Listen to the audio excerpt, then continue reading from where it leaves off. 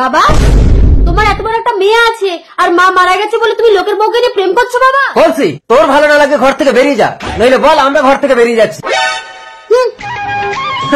এই চলো জান, জান চলো আমরাই চলে যাই। এই বাচ্চা কি করবো? তোমার স্বামীর বাচ্চা এখানে রেখে দিয়ে চলো আমরা অন্য কোথাও গিয়ে সংসার করবো। জান চলো, তাড়াতাড়ি চলো। কাঁদিস না বলছি, আমি তোকে বর দিচ্ছি, আমার বর কোনোদিন খন্ডায় না। তুই বাড়ি গিয়ে প্রথমে যার মুখ দেখবি সেই তোর বর হবে। না না, বাড়ি গিয়ে আমি যদি বাবার মুখ দেখি তাহলে তো বাবা আমার, না না আমি মাথা নিচু করে ঘরে ঢুকবো। তার মানে এইটুকু বাচ্চা আমার বড় হবে? কাঁদে না স্বামী। তারপর একদিন এক রাজকুমার এলো। কে এই অপরূপা? আমি পাহাড়পুরের রাজকুমার সাহিল, তুমি আমাকে বিয়ে করবে সুন্দরী? আমি বিবাহিত রাজকুমার, আমার কোলে আমার স্বামী। স্বপ্নেরই সেই দেশে বুড়ো বয়সে আমার যৌবন সামলাতে পারবে না, তোমাকে বিয়ে করেছিল কেন? এই চলো সুজন। বাকি যাইও না, কেঁদো না দাদু। ও দাদু আমি উপারে গো উপারে। কোন সালারে? আমি যৌবন বৃক্ষ। বুড়োরা আমাকে জড়িয়ে ধরলে যুবক হয়ে যাবে, আর যুবকরা আমাকে জড়িয়ে ধরলে বুড়ো হয়ে যাবে। তাই আমি যুবক হয়ে যাব, কই দেখি। সিনেমার আছে যত হিরো, আমার পাশে সব জিরো। আমার বুড়ো এত ইয়াং হয়ে গেছে, ভাতারের ভাগ কাউকে দেওয়া যাবে না। বুড়ো এত ইয়াং হলো কি?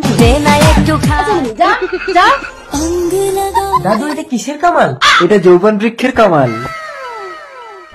তার মানে যৌবন বৃক্ষ জড়িয়ে ধরলে সব মেয়েরা আমাকে এসে জড়াবে। এসো সুন্দরীরা। আরে ওটা যৌবন বৃক্ষ, বুড়োরা জড়িয়ে ধরলে যুবক হয়ে যায়, আর যুবকরা জড়িয়ে ধরলে বুড়ো হয়ে যায়। এবার কি হবে?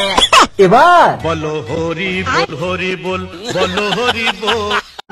দাদা দাদা আমাকে একটু হাসপাতালে নিয়ে চলুন না। চেনা নেই জানা নেই একটা সুন্দরী মেয়েকে আমি হাসপাতালে নিয়ে যাবো কেন? বাড়িতে আমার বউ আছে, দুটো বাচ্চা আছে, আমার বউ তো কই কোনোদিন কোনো পুরুষের দিকে চোখ তুলে তাকায় না। আরে মেয়েটা গেল কোথায়? ডাক্তার বাবু দেখুন তো, হঠাৎ মাথা ঘুরে পড়ে গেল কেন? আপনি বাবা হতে চলেছেন। আরে কি বলছেন? ওই বাচ্চার বাবা আমি না, ওই মেয়েটাকে আমি চিনি না। না না এই বাচ্চা ওর। এই তুমি আমাকে কেন ফাঁসাচ্ছ বোন? আমার বাড়িতে বউ আছে, দুটো বাচ্চা আছে। চালাকি হচ্ছে। এই ডাক্তার এক বউকে জানেন তো? Okay sir. দু বাচ্চার বাবা হয়ে তুমি অন্য মেয়েকে নিয়ে লীলা করছো? বিশ্বাস করো বউ, এই মেয়েটাকে আমি চিনি না, ও আমাকে ফাঁসাচ্ছে। ঠিক আছে, মেডিকেল চেক আপ করলে সব ধরা পড়ে যাবে।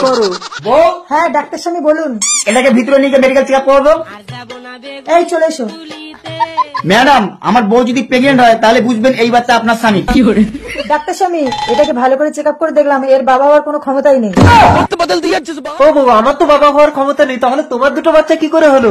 এই যদি লোকের বাচ্চাকে তোমার নাম দিতে পারে তাহলে আমি কেন পারবো না?